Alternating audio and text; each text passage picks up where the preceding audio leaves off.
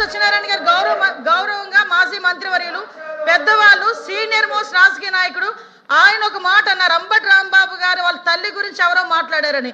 ఆధారాలు ఇవ్వమనండి, ఇమ్మీడియట్ గా యాక్షన్ తీసుకోకపోతే అప్పుడు అడగమనండి, ఇమ్మనండి ఆధారాలు, ఇమ్మనండి ఆధారాలు, నేను ఇస్తా. ఇదే అంబటి రాంబాబు గారు బయటకు వచ్చి ఇష్టానుసారంగా మాట్లాడి మళ్ళా బయటకు వచ్చి క్షమాపణ చెప్పారని చెప్తున్నారు కదా.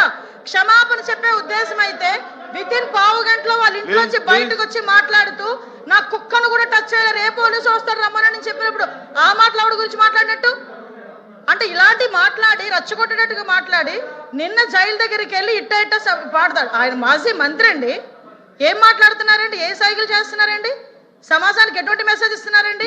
అలాంటి వ్యక్తి గురించి ఇలాంటి సభలో పెద్దల సభలో ఇంత చర్చ అవసరమా అసలు? ఇంత అలాంటి వ్యక్తి గురించి అలాంటి అనకూడదు కానీ తల్లిని చెల్లిని కూడా మాట్లాడే వాళ్ళ గురించి ఈ రోజు ఈ సభలో ఈ పెద్దల సభలో ఇంత చర్చ అవసరమా? అతని గురించి వెనకేసుకు రావడం అవసరమా? అసలు మీకేమైనా అసలు సెన్స్ ఉందా అని అడుగుతున్నాను నేను ఈ రోజు. మహిళా హోమ్ మినిస్టర్ అయినటువంటి అనిత గారు మాట్లాడుతూ అంబటి రాంబాబు గారు ఈ రకంగా సైగ చేశారు, ఇది రెచ్చగొట్టేటువంటి సైగ కాదా అని ఆయన్ని ప్రశ్నిస్తూనే ఆయన ఒక ఎక్స్ మినిస్టరు అని చెప్పి గుర్తు చేసే ప్రయత్నం చేశారు. అయితే ఆయన్ని రెచ్చగొట్టినప్పుడు కానీ మీ పార్టీకి సంబంధించిన వారు ఆయనకు సంబంధించినటువంటి మహిళలమైన మా మీద దాడి చేసినప్పుడు కానీ మీకు ఆయన ఒక ఎక్స్ మినిస్టర్ అని మీకు గుర్తు లేనట్టుంది.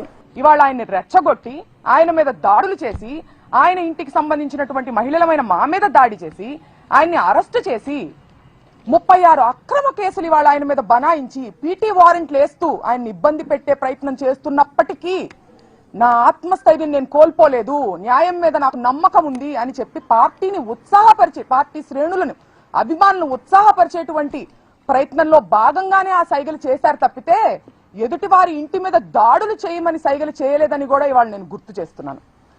అసలు ఎందుకు తగ్గాలని కూడా నేను ప్రశ్నిస్తున్నాను. రెడ్డు బుక్కు రాజ్యాంగం ఇక్కడ జరుగుతుంది, ఒక ప్రజాస్వామ్యంలో నియంత పాలన జరుగుతుంది. ఇక్కడ డాక్టర్ అంబేద్కర్ గారు రాసినటువంటి రాజ్యాంగానికి విరుద్ధంగా మీరు రెడ్డు బుక్ రాజ్యాంగం నడిపిస్తుంటే మిమ్మల్ని క్వశ్చన్ చేయకూడదా?